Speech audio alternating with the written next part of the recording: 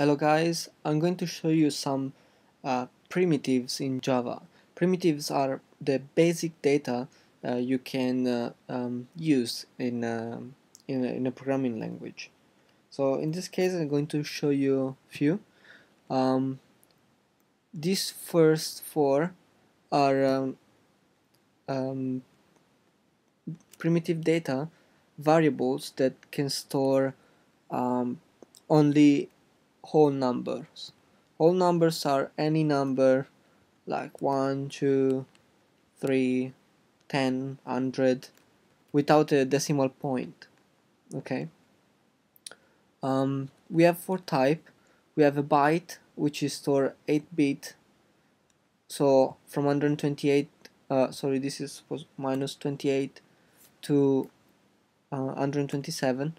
And then you have a short 16, that is a 16-bit primitive that's that can store between minus 32,768 to 32,767, and then you have the integer, which is the most common type of whole number. If you use a whole number and you don't care about the size, then just use the integer. It's just simple if you use all integers, unless you required it for other reason. You see that this is 32 and then there is the long that is 64-bit. So you see that it's just the difference in the size of the value that it can store, but otherwise just don't bother. You can just use an integer, they all work the same. Now we're going to real numbers. The real numbers are the one that have decimal point. So if you have, I don't know, 90.5, that is a real number. They're so-called floating points because of the decimal point. So you have two types in here. One is 32-bit floating point, the other one is a 64-bit floating point. And if you're not bothered, just use the double. Just use this one as a standard.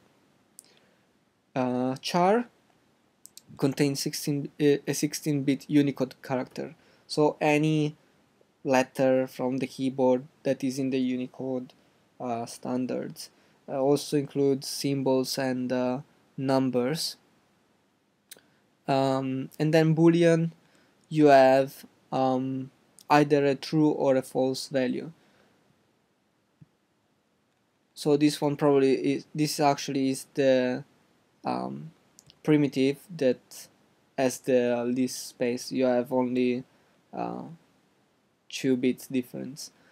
But anyways, another thing I want to show you, in here we already declare all the types of these primitives. We gave it a name, so you always specify the type, and then you put any name you like. You can call it any other name,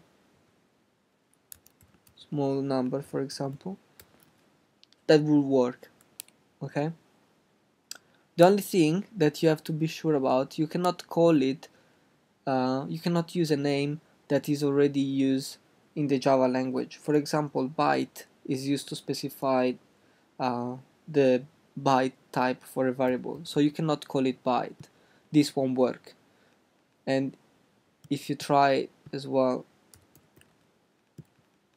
probably give you some error. There it goes, not a statement. Java's go nuts. So what you do, you just give another name, small number, and we are now going to print small number here. But if we do this, it still won't work. And the reason is why is because here we declare the variable. So we say the name, we chose a name, we told it what type the variable is supposed to be, but we didn't give any value. So if we run it again, you see it says that the variable small number might not have been initialized. To initialize a variable, you just assign a value. So use an equal symbol, and you put any allowed number or value. So we put 10. So if we run it now again, it will display 10 in here, because here small number contains 10. Now we're going to use another one. We're going to use the boolean, for example. We give a value of true, and this is how you do it. Is you write value the equal true, and be sure not to use the capital letter, like this it won't work. It have to be lowercase. So we write bool, which is the name of our boolean value, sorry, a boolean variable, and we run it, and it would say true. And again, we can do with the double, initialize the double. We give 10.5, run, and you see 10.5. The difference here in characters is that you have to use single quotes, and you put a letter, for example C. We run it, actually I have to put it here as well. We run it, and here you go, C. If you change it to capital C, then it will say capital C. There you go. And that is it for now, and I'll see you later.